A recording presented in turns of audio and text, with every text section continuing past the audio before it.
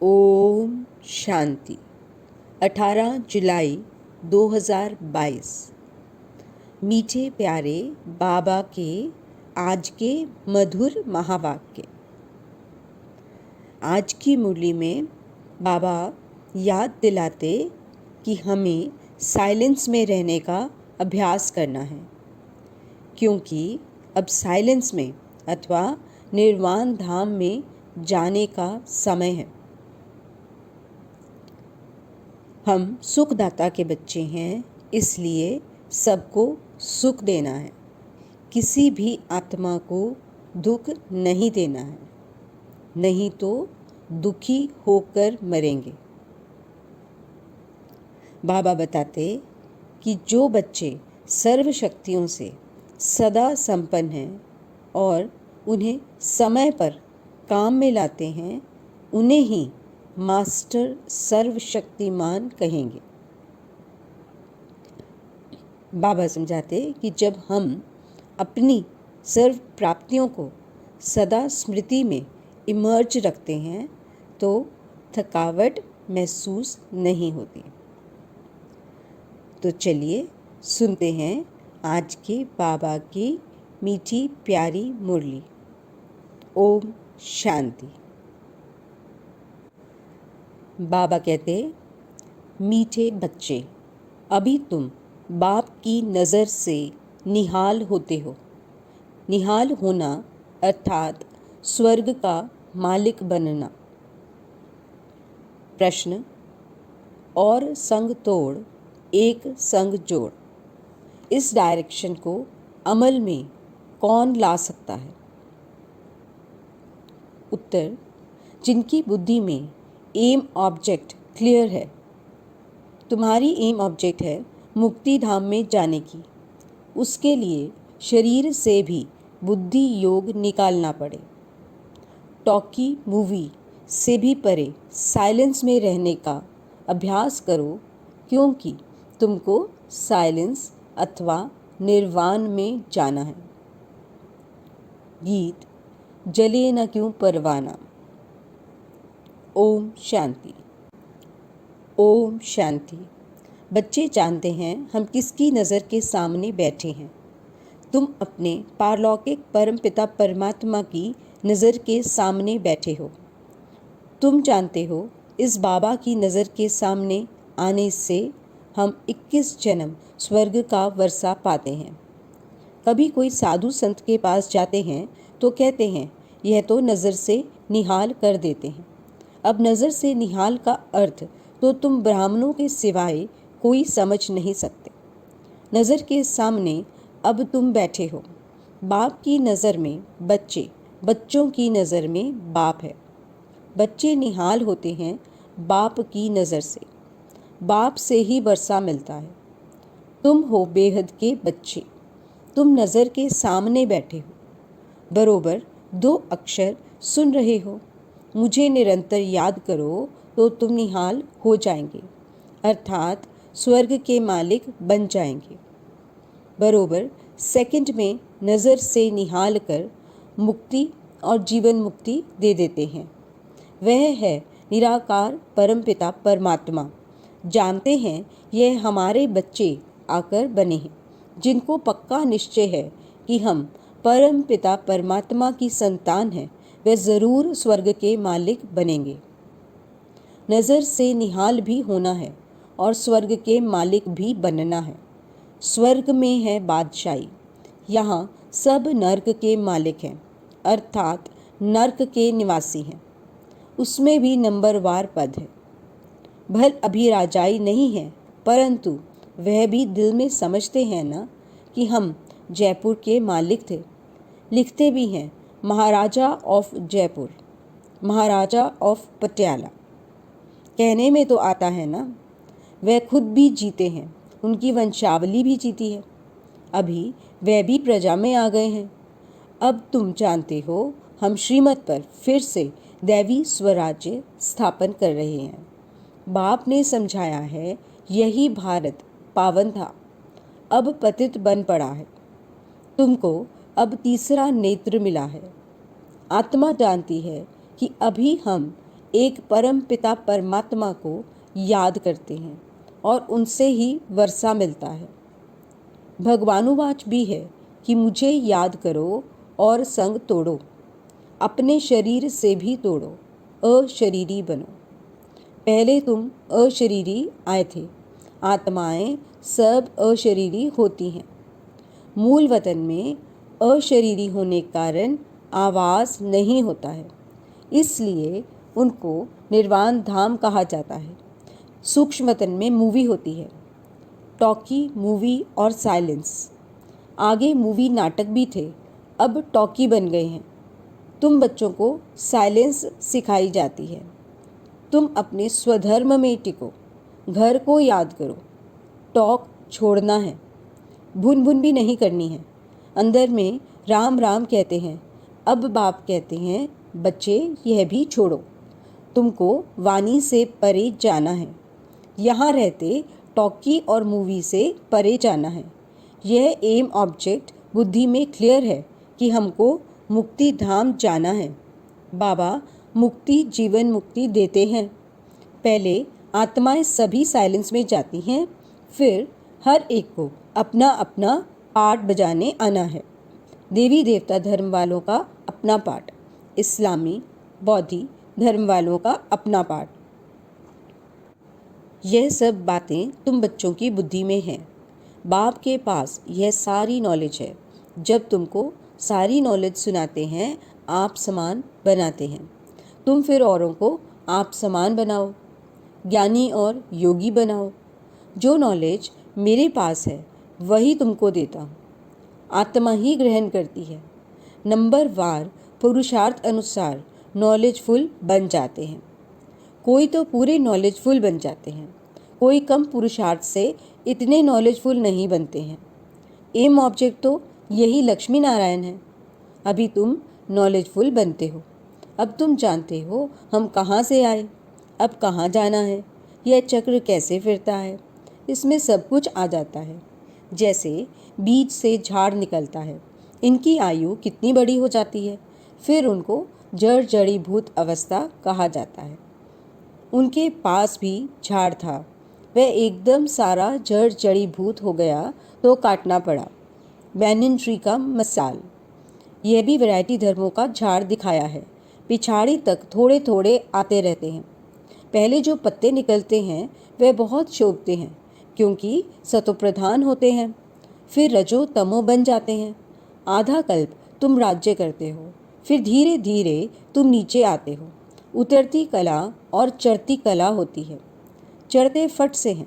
पूरी राजधानी स्थापन होने में थोड़ा समय तो लगता है। बाप समझाते हैं, मैं ही संगम पर आकर दैवी राज्य स्थापन करता हूँ। सूर्यवंशी और चंद्रवंशी घराना अभी ही स्थापन होता है, जो फिर नई दुनिया अमरलोक में आकर अपना राज्य भाग्य करते हैं। इनको ही संगम युग कहा जाता है। दूसरा कोई संगम पर नहीं आता है, सिर्फ एक बाप ही आते हैं। यह बात कोई शास्त्रों में नहीं है कि फिर से कब आता हूँ, यह कोई को पता नहीं पड़ सकता है। यह सिर्फ तुम बच्चों को ही पता पड़ता है। कल्प कल्प यह पाठ चलता है। सारा झाड़ पुराना होता है, फिर संगम युग पर इनका फाउंडेशन लग रहा है। यह है पतित दुनिया, सतयुग है पावन दुनिया। गाते भी हैं कि हम पतितों को पावन बनाने के लिए आओ। हम सभी पावन बन रहे हैं, फिर जब आएंगे तो पावन ही होंगे, परंतु सबको इकट्ठा तो नहीं आना है। बाप कितना अच्छी रीति समझाते हैं। अभी ये प्रिंसिपल बैठा है तो क्यों ना यह नॉलेज सबको देनी चाहिए, तो सब जान जाएं कि वर्ल्ड की हिस्ट्री ज्योग्राफी क्या है, यह कैसे रिपीट होती है। यह किसको पता नहीं है। गॉड इज़ वन, और कोई क्रिएटर है नहीं। ना ऊपर कोई दुनिया है, ना नीचे कोई दुनिया है। यह जो कहते हैं आकाश पाताल, यह सब गपोड़े हैं। समझते हैं स्टार्स के ऊपर भी दुनिया है, परंतु वहाँ किसी की राजधानी नहीं है। बाबा प्रिंसिपल बच्चे को भी कहते हैं कि जो अच्छे स्टूडेंट्स हैं उनको यह हिस्ट्री ज्योग्राफी समझाओ। गवर्नमेंट को भी अप्रोच करो, बड़े बड़े ऑफिसर्स को समझाओ। परंतु बड़ी युक्ति से समझाना है कि सतयुग में आदि सनातन देवी देवता धर्म की राजधानी थी। उन्होंने यह राज्य कैसे प्राप्त किया? शास्त्रों में दिखाया है, देवताओं और दैत्यों की लड़ाई लगी, फिर देवताओं ने जीत लिया। महाभारत की लड़ाई एक ही लगती है, उसके बाद फिर कोई लड़ाई लगी ही नहीं। बाप कहते हैं, स्कूलों में बच्चों को ये नॉलेज दो। कोई इन्वेंशन निकलती है तो पहले राजा को दिखाते हैं, फिर उन द्वारा वृद्धि को पाती है। यह आत्मा को सृष्टि चक्र के आदि मध्य अंत का ज्ञान मिलता है, जिससे 21 जन्मों के लिए चक्रवर्ती राजा बनते हैं। तुम्हारे में भी बहुत हैं जो पढ़े लिखे नहीं हैं। बाबा कहते हैं, बहुत अच्छा, बहुत पढ़े लिखे भी थे, परंतु यह इम्तिहान पास नहीं कर सके। यहाँ तो सेकंड की बात है। सतयुग में लक्ष्मी नारायण का राज्य था, त्रेता में राम सीता का राज्य शुरू होता है, आधा कल्प के बाद भक्ति मार्ग शुरू होता है। धक्के खाने पड़ते हैं, मनुष्य कहते भी हैं, ओ गॉड फादर, तो ज़रूर उनसे हेवन का वर्षा मिलना चाहिए।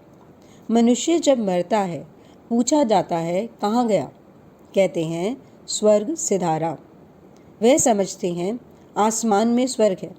कितने बेसमझ बन गए हैं। यह है ही कांटों का जंगल, भारत ही फूलों का बगीचा है। अब तुम फ्लावर बन रहे हो। बाप समझाते हैं, कोई को भी दुख नहीं देना है।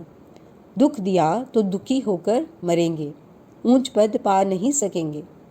तुम जानते हो, हम बाबा के पास आए हैं सदा सुख का वर्षा पाने। तुम ब्राह्मण बने हो। ब्राह्मण सबसे ऊंच गाए जाते हैं। ब्राह्मणों की निशानी है चोटी। अच्छा, ब्रह्मा का बाप कौन? वह है निराकार शिव। शिव बाबा और प्रजापिता ब्रह्मा हैं साकार। अब शिव बाबा की निशानी क्या रखें? परम पिता परमात्मा तो स्टार है, परंतु ना जानने कारण बड़ा लिंग बना देते हैं। बिंदी की पूजा कैसे करें? रुद्र पूजा भी होती है। रुद्र शिव को बड़ा बनाते हैं और सालिग्राम छोटे छोटे बनाते हैं। कहते भी हैं भृगुटी के बीच में स्टार है। आत्मा का भी साक्षात्कार होता है।